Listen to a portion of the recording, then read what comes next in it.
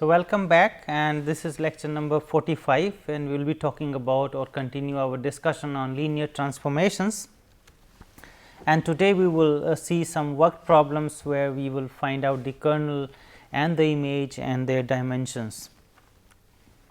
So, here just to recall from the previous lecture, what we have seen there, that f is a linear map, then this kernel f is defined as the vectors from x whose map is 0 in this vector space y, and the image was all the elements of y. There existed x here in this vector space x for which exactly this y is the map. So, f x is equal to x.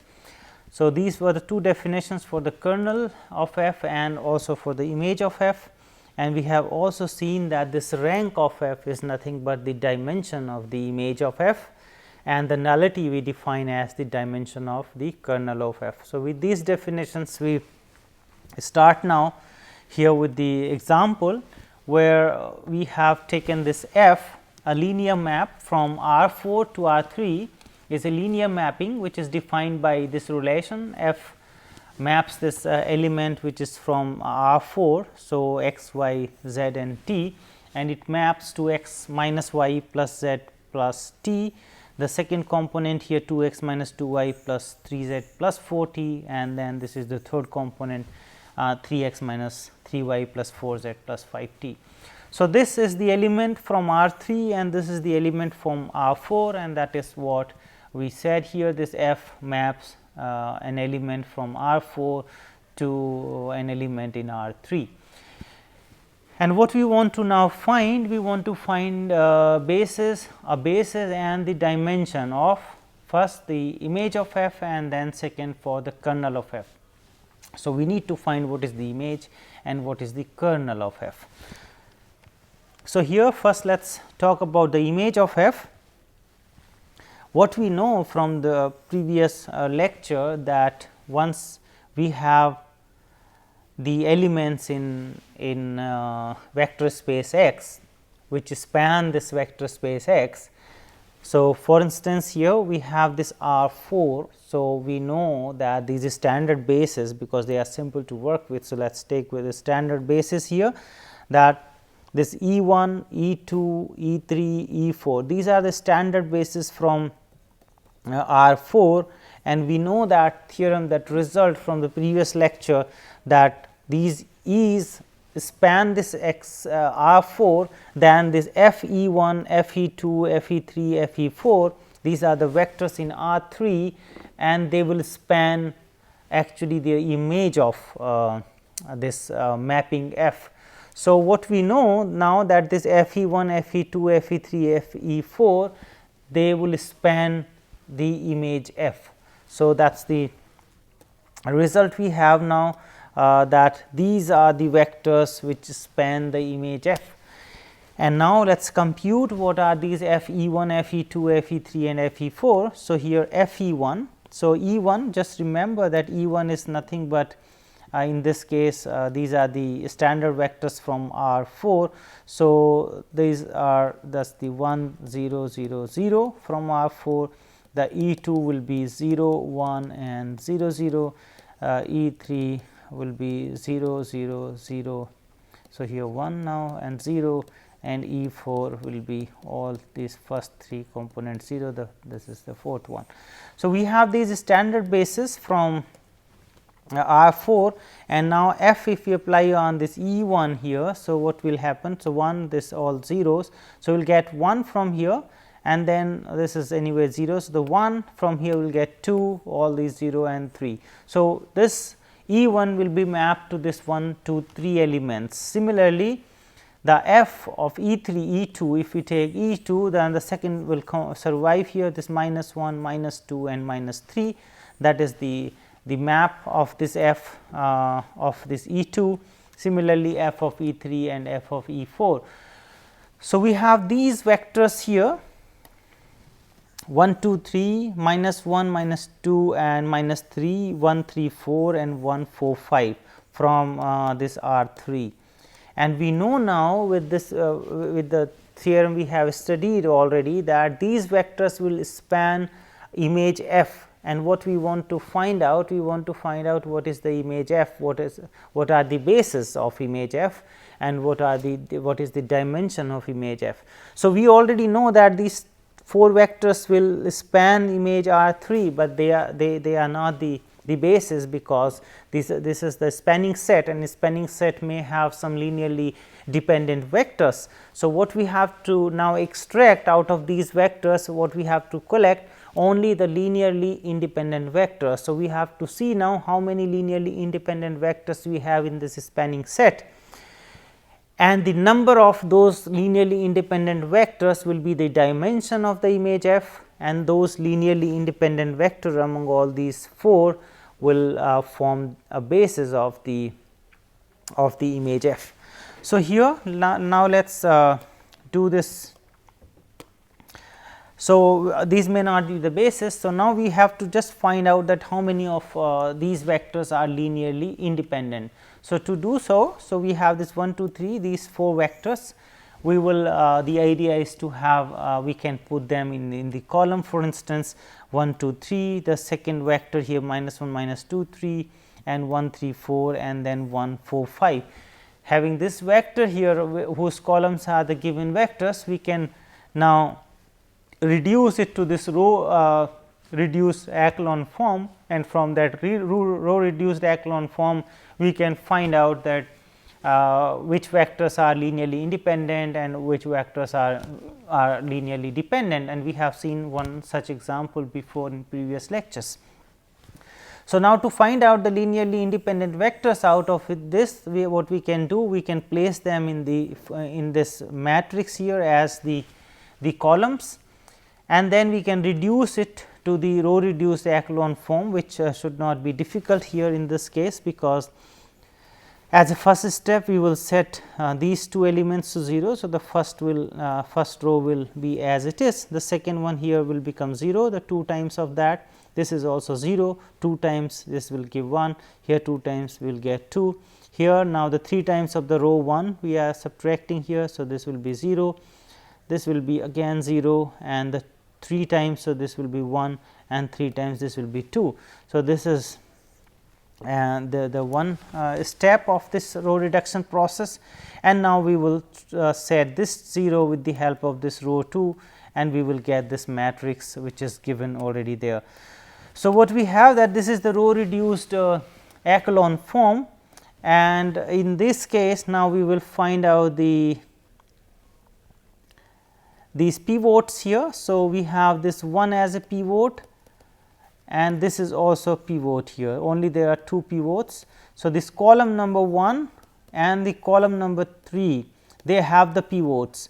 So, straightforward we can pick the column number 1 here and the column number 3, and they will be linearly independent. This column here does not have a pivot, this does not have a pivot, and one can show that these 2 columns depend on this column number 1 and column number 3. So, this was a very systematic approach to find out the linearly independent vectors here. So, now with this we can take this column number 1 which has the pivot here. So, the corresponding this column number 1, and we can take this column number 3, and they will form the basis. So, the dimension of this image is going to be 2, and the basis these 2 vectors. So, 1, 2, 3 and 1, 3, 4, these will form the basis of the image f, and the dimension of the image f is 2. Now, getting to the kernel of f. So, what was the kernel of f? Now, we are looking for the elements in x whose map is 0 in y. So, that means we are looking for these elements x, y, z, t, I mean these vectors or such vectors whose image is 0.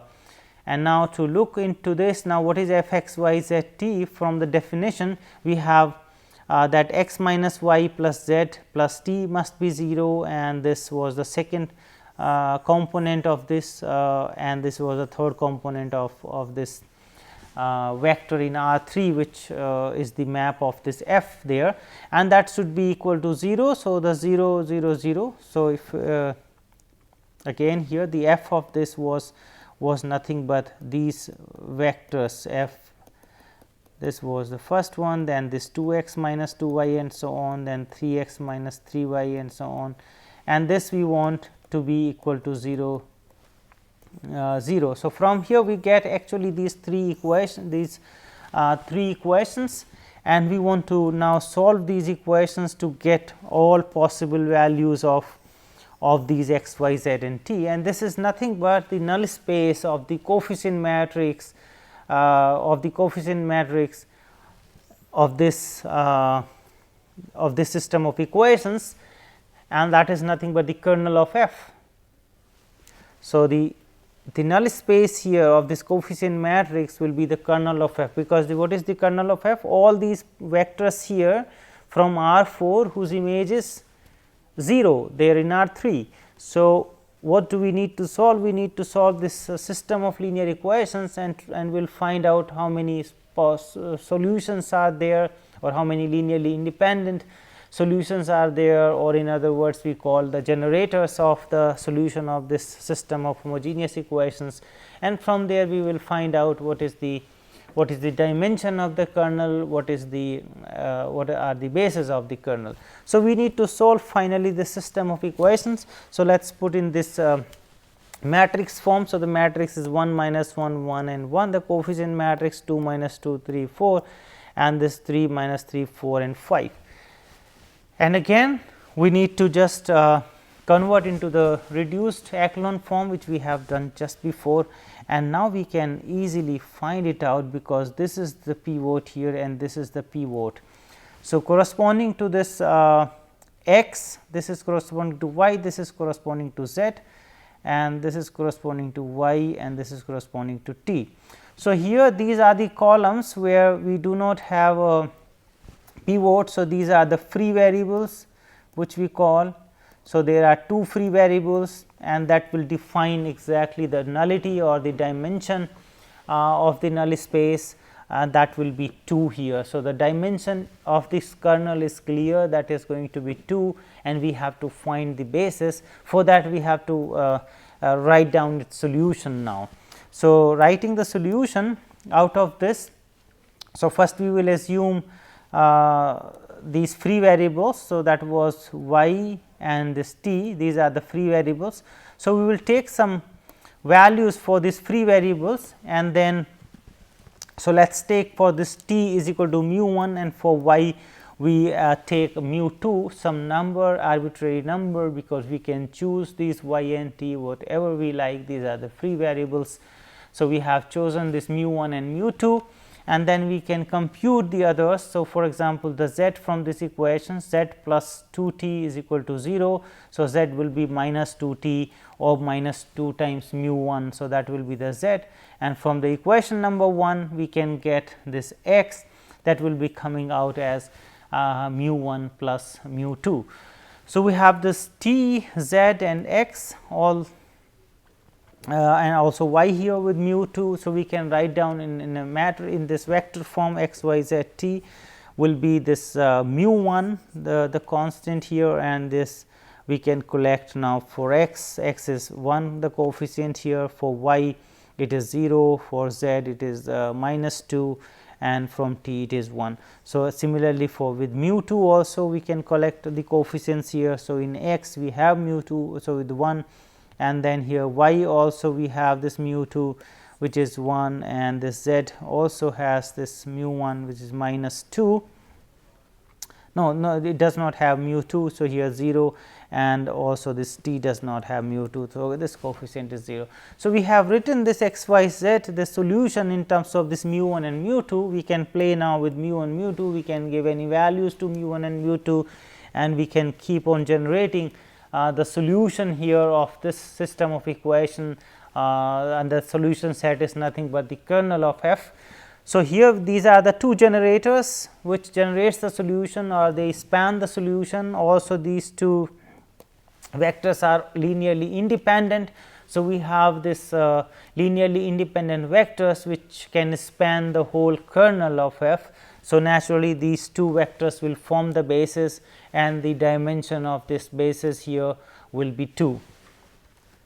So, these two vectors form the basis of the of the kernel F, and the dimension or the nullity which we call is already there, the dimension of the kernel or the nullity of this F, which was clear also from the number of these free variables which are 2 here. So, we can just get the dimension or the nullity and also the basis simply. Now, the another example where we have u v, and it is also given that the f u, some map on u is 4 1 1 1, and also f on v it is minus 5 1 1 minus 5 1 and minus 3 3, and we assume that this f is a linear map from this R 3 to R 4, because it maps these elements R 3, this u and v are from R 3, and the output is in R 4. So, these maps from R 3 to R 4. And what is the question now, that if w is given as 544 and y is given as 217, then can we find this f w and f y? Yeah, we know only that f u is given and f v is given, but we want to find now what will be the f w. The w vector is given as 544 and this y is given as 2 or 17, and we want to find this f w and f y, and f is a linear map. So, what do we know about the linear map? This additive property that f on u plus v is equal to f u plus f v. So, what we can think here, that if this w we can write down in terms of this u and v. If we can write down this 544 in terms of the vectors u and v, then we can find out what is the f of w. If we can if we can write this w as a linear combination of this u and v, then we can also find out the f.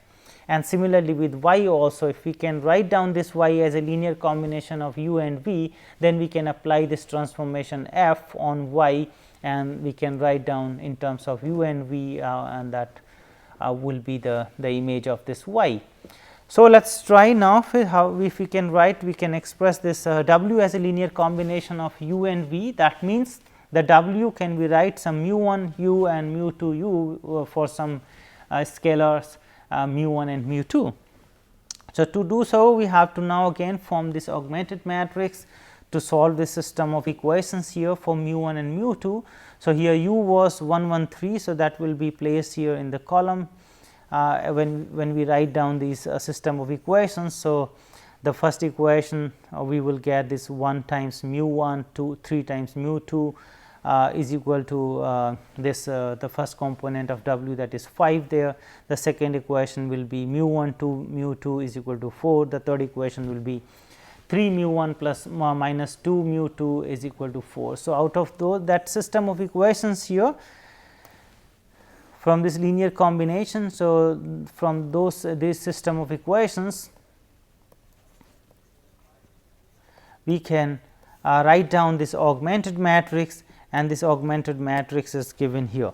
So, now out of this augmented matrix we have to get this reduced form. So, this 1 3 5 and this is simple here. So, we can subtract it and then further. So, we will get this reduced form, and from this reduced form we will now observe that this is the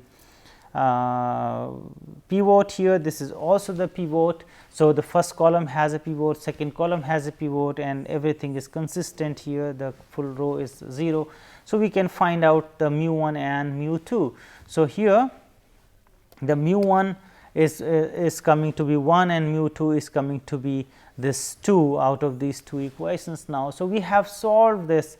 We have solved that this w we can represent in terms of u and v as u times 2 v. So, the w is 2 u plus v, and once we have this relation, we can apply now the linear transformation. So, f w will be 2 times the f u plus f v, and then the 2 times the f u we know, and this f v we know, and then we add it to get this here 3 3 and minus 3 5.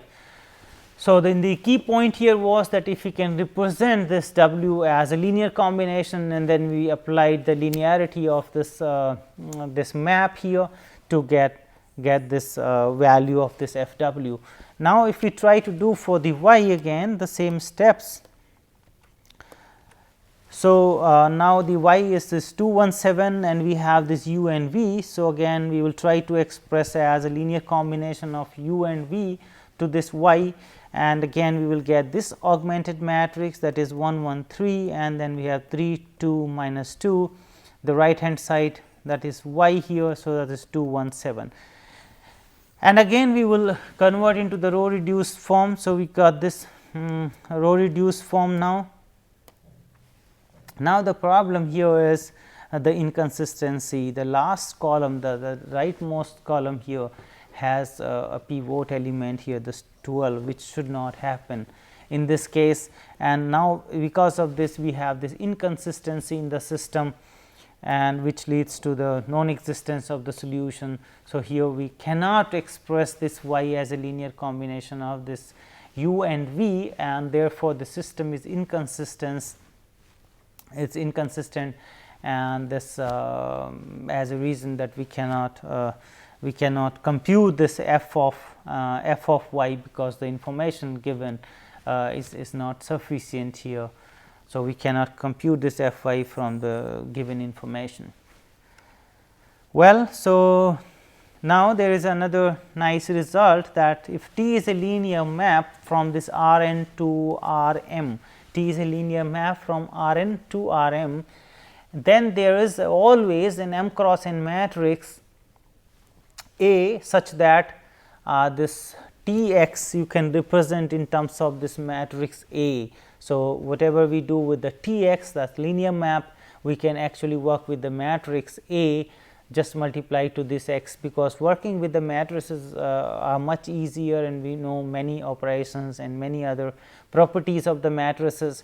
So, instead of working with a linear map which is not given in the form of the matrix, it is better to have a matrix form, and then we can work with the matrix. We can do all operations whatever we want on this map with this matrix here A. So, that is a proof is very simple here. We can define the standard bases in R n, which are given as this 1 0 0 and this 0 1 0 0 and so on. These are the standard bases from this vector space R n, and this T is a for any x now in R n. So, any vector we take from this x from R n, what we can, because these are the bases here, these are the standard bases, we can represent this x in the form of these bases.